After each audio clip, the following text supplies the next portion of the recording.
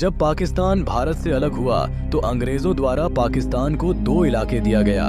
एक था वेस्ट पाकिस्तान और दूसरा था ईस्ट पाकिस्तान, जिसे आज बांग्लादेश के नाम से जाना जाता है। वेस्ट पाकिस्तान और ईस्ट पाकिस्तान की दूरी लगभग 1600 किलोमीटर था और इनके बीच में आता था इंडिया। 21 मार्च 1948 को पाकिस्तान के गवर्नर जनरल मोहम्मद अली जिन्ना एक नया रूल लेकर आते हैं और उर्दू को पाकिस्तान की नेशनल लैंग्वेज घोषित कर देते हैं।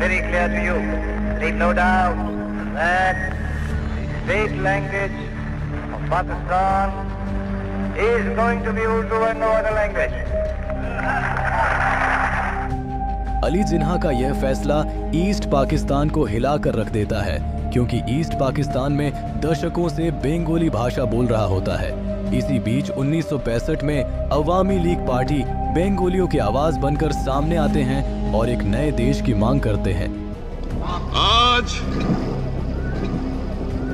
বাংলার মানুষ মুক্তি চায়, বাংলার মানুষ বাঁচতে চায়, বাংলার মানুষ তারা আজ তার অধিকার চায়। अवामी लीग पार्टी को ये सब करता देख वेस्ट पाकिस्तान ने अवामी लीग पार्टी के नेता शेख मुजीबुर रहमान को अरेस्ट कर लेते हैं। तभी ईस्ट पाकिस्तान के लोग अपने नेता के रिहाई के लिए सड़क पर उतर आते हैं, जिसके बाद मजबूरन सरकार को 22 फरवरी 1959 को शेख मुजीबुर रहमान को रिहा करना पड़ता है। फिर 1970 में पाकिस्तान में चुनाव होता है, जिसमें 313 सीटों में से 166 सीट ईस्ट पाकिस्तान के अवामी लीग पार्टी को मिलती है और 86 सीट वेस्ट पाकिस्तान के पाकिस्तान पीपल पार्टी को मिलती है, जिसके अनुसार ईस्ट पाकिस्तान के अवामी पार्टी की सरकार बननी थी। लेकिन 1 मार्च 1971 को इलेक्शन के रिजल्ट को खारिज कर दिया जाता है। डेमोक्रेसी का ऐसा मजाक बनता देख ईस्ट पाकिस्तान के लोगों ने आंदोलन करना शुरू कर देता है और एक नए देश की मांग करने लगता है। साथ ही एक आर्मी का गठन करता है, जिसका नाम मुक्ति वाहिनी रखा जाता है। इस आर्मी का मुख्य उद्देश्य बांग्लादेश का आजादी था। मार्च 1971 को फ्लाइट के जरिए वेस्ट पाकिस्तानी सेना को ईस्ट पाकिस्तान लाया जाता है और एक सर्च लाइट ऑपरेशन चलाया जाता है, जिसका मुख्य उद्देश्य बांग्लादेश के आजादी की मांग करने वालों को टारगेट करना होता था। 25 मार्च को शुरू हुआ ये वॉर क्राइम 8 महीनों तक चला, जिसमें 30 लाख से भी ज्यादा लोग पाकिस्तानी आर्मी के अत्याचार से मारे गए और पाकिस्तानी आर्मियों द्वारा 4 लाख औरतों और लड़कियों के साथ दुष्कर्म किया गया।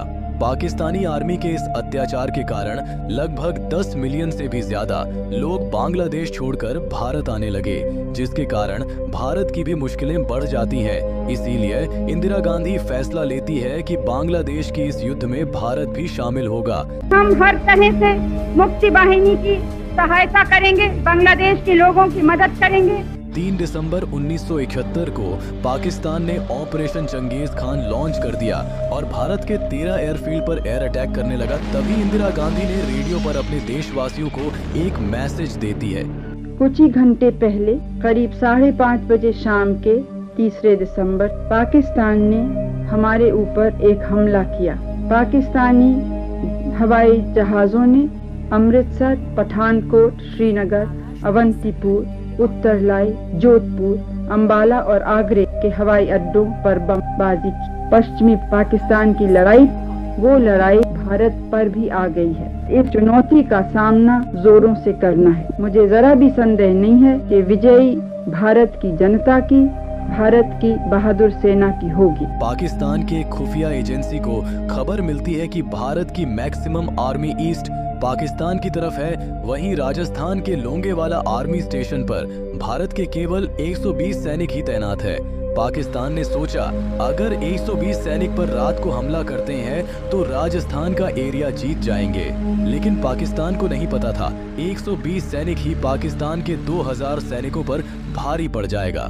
कुलदीप सिंह 120 सैनिकों के साथ पाकिस्तान के 2000 सैनिक और लगभग 55 टैंकों को तबाह कर दिया, जिसमें पाकिस्तान पूरी तरह हार जाता है।